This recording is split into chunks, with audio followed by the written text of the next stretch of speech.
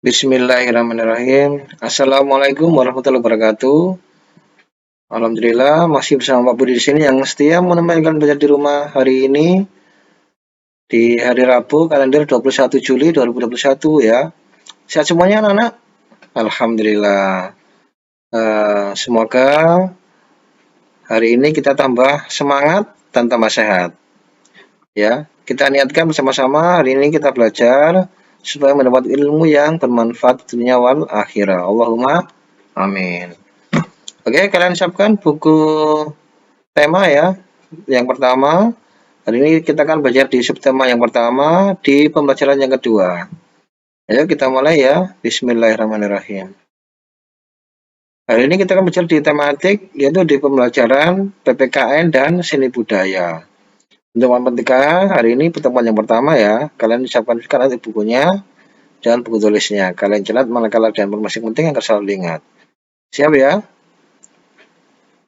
Hari ini tujuan pembelajaran hari ini yaitu untuk PPK-nya nanti diharapkan kalian mampu menemukan 3 contoh pelaksanaan sila ke-1 dan kedua dari sila Pancasila dalam kehidupan sehari-hari dengan benar. Kemudian dan mampu menerapkan 2 kegiatan yang sesuai dengan sila ke-1 dan kedua dari sila Pancasila dalam kehidupan sehari-hari. Untuk SPDP-nya nanti diharapkan kalian mampu menyebutkan berbagai patung dan cara pembuatannya dengan terampil ya. Setelah itu nanti membuat patung dengan bahan tanah liat. Kalau nggak ada nanti dari plastisin saja ya. Nanti kita sama-sama membuat bahan patung dari plastisin. Dan untuk matematikanya nanti yaitu di pertemuan yang pertama mempelajari tentang membaca dan menulis lambang bilangan bulat dengan benar. Oke? Siap ya? Nah, ini sepintas yang di buku tema kalian ya, matematika ya. Ini sepintas saja Pak Budi bahas. Sebenarnya di mulai kelas 4, 5, 6 itu sudah punya buku paket matematika sendiri. Tetapi di tematik itu ya masih ada sedikit pembahasan tentang matematika. Tidak apa ya, kita pelajari aja bersama-sama. Ini adalah penulisan bentuk panjang ya. Yaitu kalau diuraikan itu kan 1.234.567 ya. Kita kalau diuraikan jutaan, ratusan ribu, puluhan ribu, ya, ribuan, ratusan, puluhan dan satuan. Ini Pak Budi rasa sudah mengenal ya dan sudah paham. Sudah dibahas mulai kelas 1 ini. Tidak lama-lama pembacaan angka juga bisa ya. Juga sudah. Oke ya. Kita langsung saja. Ini bilangan 235 memiliki 6 karakter sehingga angka terbesarnya adalah ratusan ribu ya. Jadi cara membacanya 235.253. Ini kalau pembaca bilangan bulat seperti itu. Bagaimana kalau desimal? Nah, ini kalau dipisahkan dengan tali titik ya bacanya. Ini biasanya bisa bentuk uang ataupun angka seperti ini.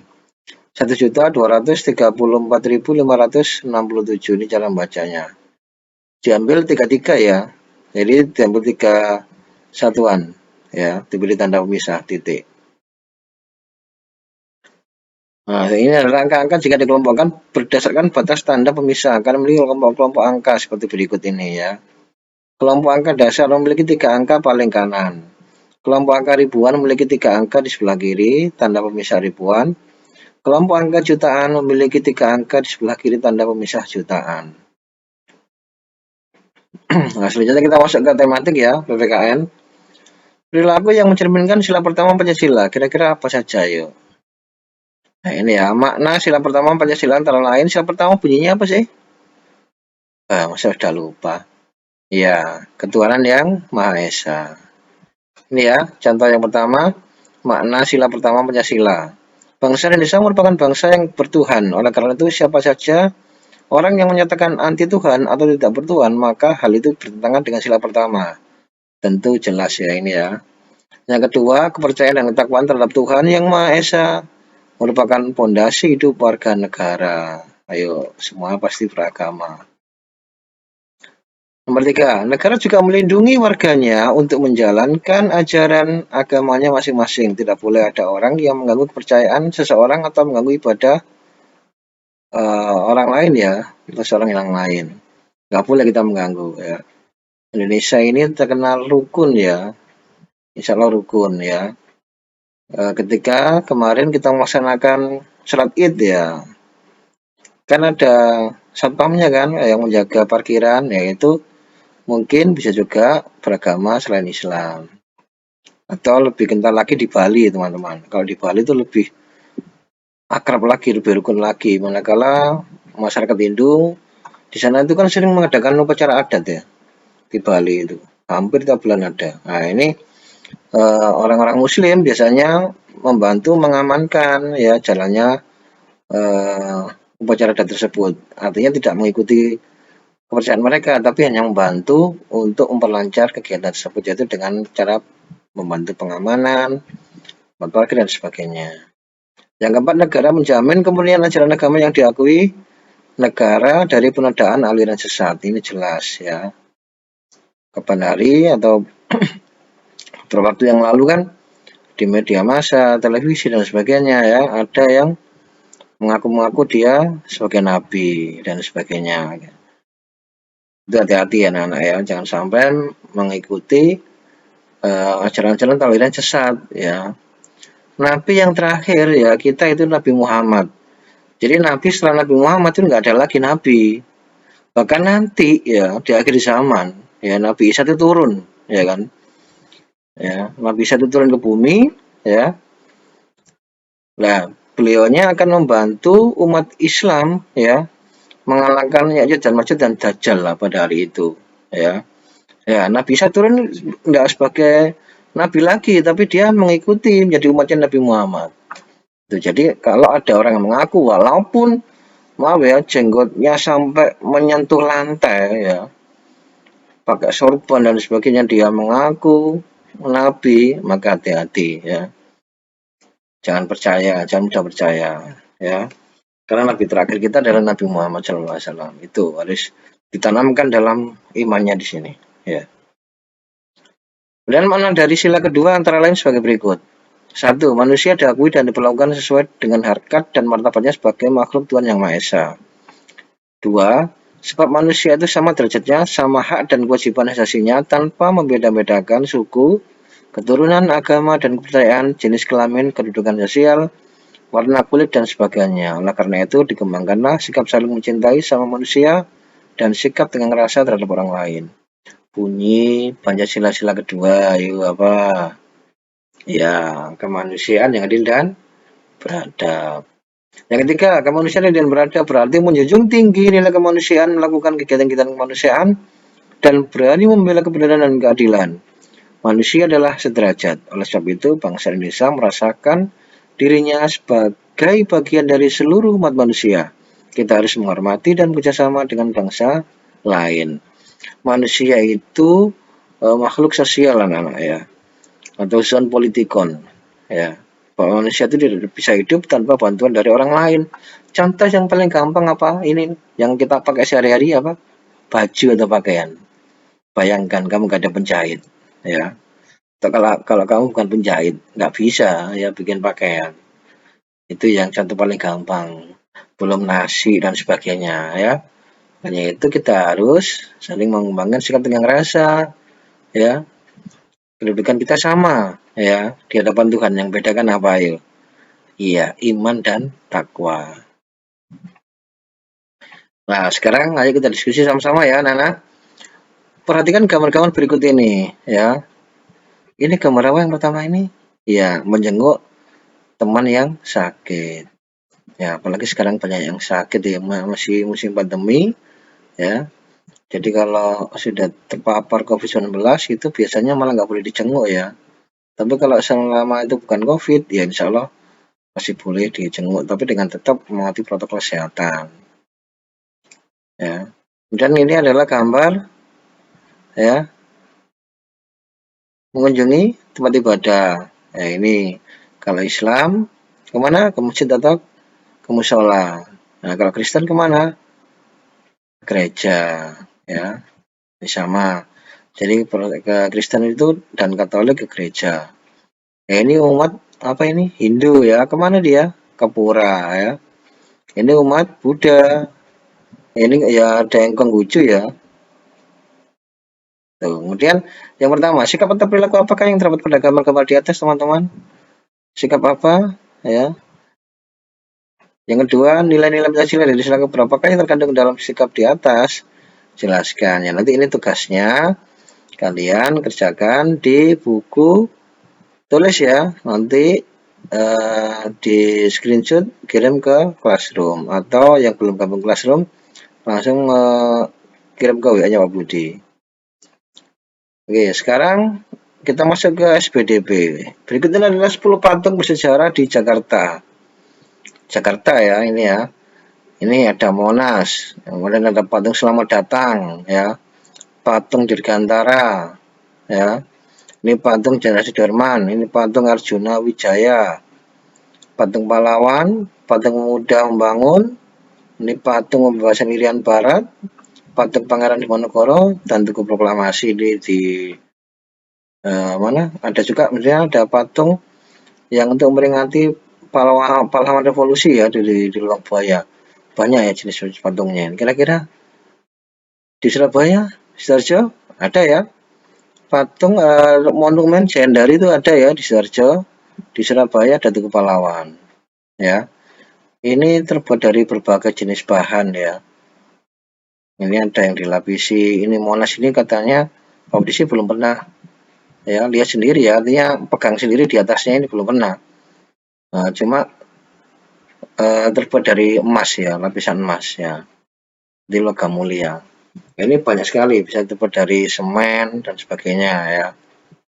Nah, kali ini di SPDB kali ini kita akan belajar membuat patung ya, teman-teman. Kamu telah mengerti berbagai patung Nusantara dari tanah liat ya. Maksudnya bisa dari berbagai jenis bahan. Sekarang kamu akan membuat patung dari tanah liat yang bentuknya disesuaikan dengan budaya di daerahmu. Untuk kegiatan membuat patung Nusantara ini, kamu dapat menggunakan tanah liat yang dapat ditemukan di sekitar tempat kalian. Nah, sekarang kan sulit ya karena tidak musim penghujan, musim panas, jadi agak sulit ya. Jika di sekitarmu tidak terdapat tanah liat, maka kamu bisa menggunakan lilin atau plastisin. Kamu dapat membuat sendiri adonan plastisin dari tepung dengan langkah-langkah sebagai berikut. Nah, ini gampang ya. Nanti membuat patung dari plastisin yang terbuat dari bahan tepung yang mudah didapat dan aman tentunya. Ya, ya ini adalah langkah-langkahnya ya anak-anak ya. Bisa kalian lihat di buku paket kalian di halaman 29. Nanti tolong dibuat ya cara membuat adonan plastisin ya. Nanti tolong dibantu orang tua atau saudara kalian untuk memfoto kalian ya. Jadi seperti tangan sedang mengolah, mencampurkan bahan ya, difoto, di screenshot. Nah, nanti ini langkah pertama, langkah kedua sampai langkah keempat. Setelah itu kalian buat satu model ya yang sesuai dengan budaya kita ya, atau mungkin bikin patung apa, Tugu Monas atau patung hewan, tanaman, boleh ya. Artinya dari bahan plastisin tadi ini kalian buat satu ya, satu jenis patung. Kemudian kamu foto, kalian pegang patungnya itu dan foto bersama kalian. Dan kirim di Classroom ya. Yang sudah tergabung di Classroom, yang belum tergabung di Classroom mengirimkannya lewat WA-nya Pak Budi. Batas maksimal membuat patung adalah 1 minggu ya. Sama pengiriman tugas setiap hari Pak Budi beri batas waktu 1 minggu depan. Jadi kalau hari ini hari Rabu berarti otomatis batas terakhirnya adalah Rabu minggu depan. Ya. Tuh, paham ya? Selanjutnya kita masuk ke matematika ya anak-anak ya. Ini kalian siapkan buku matematikanya ya, kemudian dibuka halaman materi yang pertama, yaitu membaca dan menulis lambang bilangan bulat. Ya.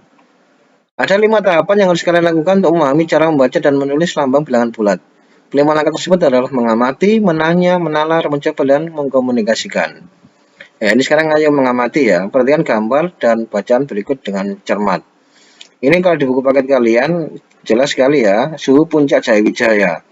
Ini ada yang bacanya minus 8 derajat Celcius atau negatif 8 derajat Celcius boleh, minus 7 dan seterusnya.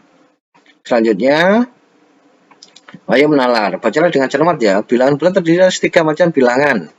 Bilangan tersebut adalah bulat positif, bilangan 0, dan bilangan bulat negatif. Perhatikan garis bilangan berikut. Ya, ini adalah bilangan bulat negatif teman-teman ya. Letaknya di sebelah kiri ya, bilangan 0. Bilangan 0 itu tengah-tengah. Bilangan bulat negatif, bilangan bulat positif berada di sebelah kanan bilangan 0 ya. Tuh. Sekarang coba kalian belajar membuat garis bilangan ya teman-teman. Seperti ini di buku kotak lebih enak membuat garis bilangan itu. Nanti di tengah-tengahnya tiap ruasnya itu diberi bulatan atau tanda. Bulatan aja ya lebih enak untuk menaruh angkanya nanti. Ya. Setelah itu ya jangan lupa ujung kiri ujung kanan diberi anak panah ya. Tentukan boleh 9 titik atau 10 titik boleh ya. Setelah itu kalian tulis ya, usahakan di tengah itu angka 0. Untuk membedakan nanti ini bilangan 0 ya.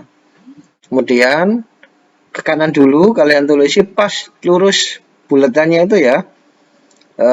Diberi angka 1 ya, bilangan bulat positif 2, 3, 4. Nah, kebetulan robot ini hanya membuat 9 titik ya, sehingga nanti pas kiri kanannya. Nanti kalian boleh buat 5, 10, lebih dari 9 juga boleh ya.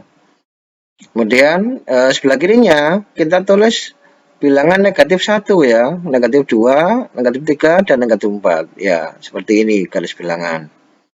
Selanjutnya cermati cara membaca bilangan berikut ya. Nomor 1, ini ada angka strip 9 dibaca negatif 9, bukan strip 9 ya. Dibaca negatif 9. 64 dibaca 64. Tidak perlu dibaca positif 64. Otomatis 64 itu menyatakan bilangan bulat positif. Jadi tidak perlu diberi tanda plus atau dibaca positif, tidak perlu. Selanjutnya strip 143 dibaca negatif 143. Ini dibaca langsung 2235. Nomor 5 dibaca negatif 60.768. Nah, sekarang bagaimana dengan bilangan tadi yang disampaikan di awal ya, bilangan cara membaca bilangan pecahan ya. Sekarang ada pecahan 2,50. Nah, 2,50 dibacanya apa? 2,50. Nah, keliru ya. Tetap dibaca 2,50. Jadi setelah koma itu dibaca persatuan, teman-teman. Jadi ingat-ingat setelah tanda koma desimal itu angka sebelah kanannya dibaca persatuan. Karena itu sebenarnya angka kecil ya setelah satuan. Jadi bukan ratusan. Tadi ini yang sering keliru. Selanjutnya, gunakan bantuan garis bilangan untuk tentukan bilangan bulat yang lebih dari negatif 4 dan kurang dari 6. Ini contoh di buku kalian ya. Di buku paket matematika kalian, nanti bisa dilihat, dibaca. Ya, ini pertanyaannya ya. Ada pertanyaannya. Jadi bilangan bulat yang lebih dari negatif 4 dan kurang dari 6 adalah bilangan bulat di antara negatif 4 dan 6. Ini ya, yang betul cetak tebal ireng ini, bulatnya yaitu ini. Mulai diusahakan mulai dari yang terkecil ya, urutkan yaitu negatif 3, negatif 2, negatif 1, 0, 1, 2, 3, 4, dan 5. Artinya di antara negatif 4 dan kurang dari 6. Ini, jadi ini. Baik, sekarang tugas untuk matematika ya. Hari ini, gambarlah garis bilangan bulat yang sesuai dengan pernyataan berikut. Ya, ada 5 soal. Nanti kalian mengerjakannya dengan menggunakan garis bilangan ya. Jadi yang A, bilangan bulat yang kurang dari 5 dan lebih dari negatif 1. Tunjukkan seperti contoh tadi ini, ya, di putih hitam. Tuh, ya, sampai yang E, ya.